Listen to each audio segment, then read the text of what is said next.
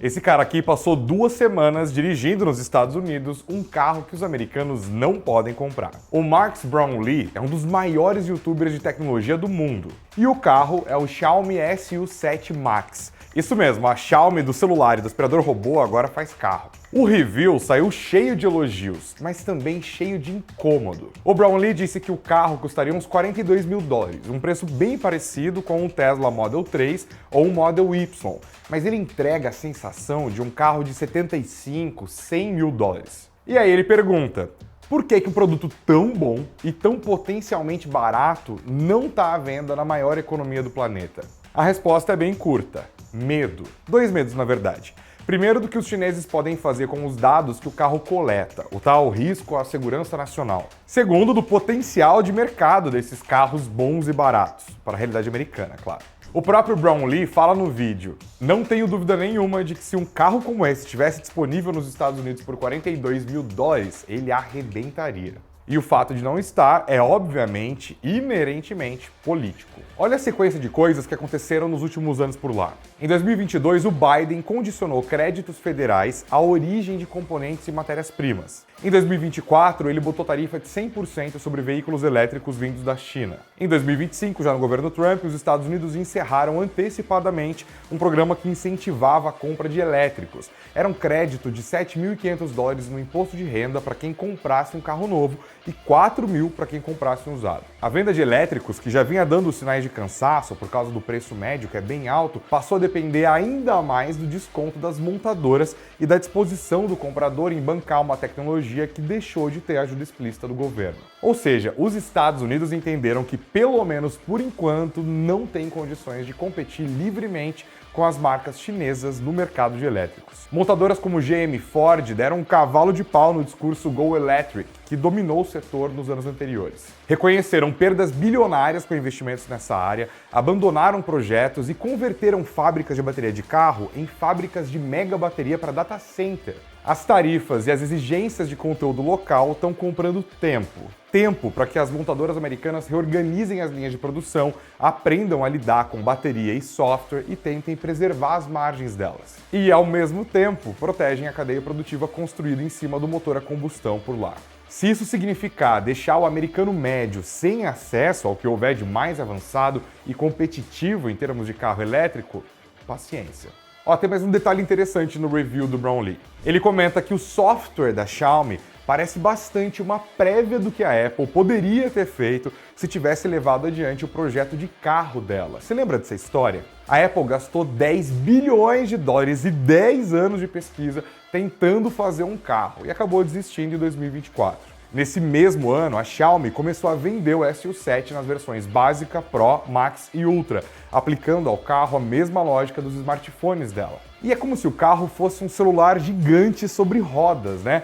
O que faz do software um elemento estrutural, central. Era exatamente essa a vantagem que a Apple achava que tinha sobre a indústria automobilística tradicional quando começou esse projeto lá em 2014. Hoje, essa vantagem está nas mãos de gigantes chinesas, como a Xiaomi e a Huawei.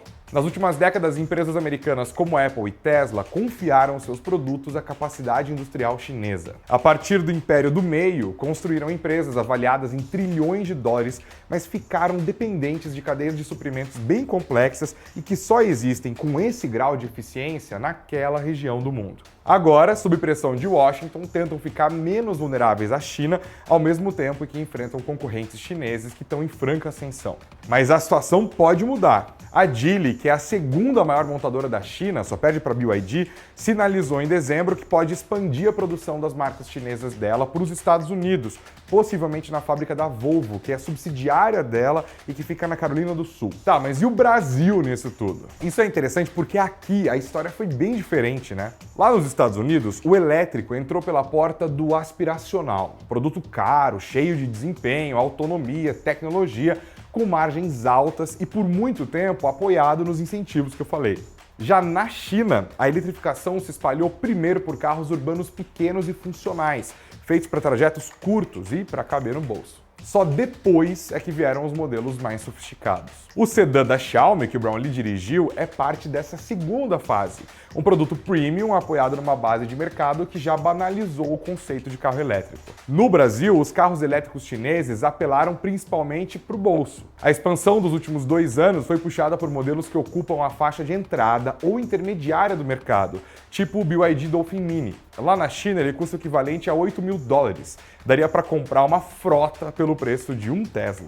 No Brasil, são R$120 mil, o bastante para situar ele perto do 0 km mais em conta do nosso mercado. E para fazer com que ele venda mais do que concorrentes a combustão da Citroën, da Peugeot e da Honda. Outras marcas chinesas viram potencial no mercado brasileiro e dezenas delas já desembarcaram por aqui. Isso aumentou enormemente o catálogo de elétricos e eletrificados disponíveis no Brasil, inclusive de segmentos mais premium, modelos que o consumidor americano só vai ver de perto quando viajar para o exterior, tipo para cá. A indústria automobilística brasileira também é acostumada a subsídio e protecionismo, né?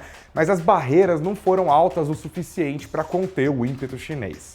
E tem uma diferença fundamental em relação aos Estados Unidos. O Brasil não tem uma Tesla. Dizendo de outro jeito, o Brasil não tem uma indústria automotiva nacional dominante no segmento de elétricos para ser protegida. O nosso parque instalado é relevante, mas ele está concentrado em veículos a combustão e, mais recentemente, híbridos leves, com baixa presença em bateria, eletrônica de potência e software. Então, ao permitir a entrada das marcas chinesas, o Brasil não abriu mão de um mercado consolidado, ele criou um mercado novo. O desplugamento americano não é uma rejeição ao elétrico como tecnologia em si. É uma decisão sobre como e quando o consumidor de lá vai ter acesso aos elétricos de tecnologia alta e preço baixo, dado que quem produz isso hoje é um rival comercial e geopolítico. Por enquanto, sobram os vídeos de americanos diante de um produto que é perfeitamente possível, totalmente desejável e, por decisão do próprio país, indisponível. Um estranhamento novo para uma economia que passou os últimos 2 séculos oferecendo de tudo. E um espelho curioso para o consumidor do Brasil, que hoje não precisa mais ir para os Estados Unidos para ver o futuro, porque hoje ele está mais perto daqui do que de lá.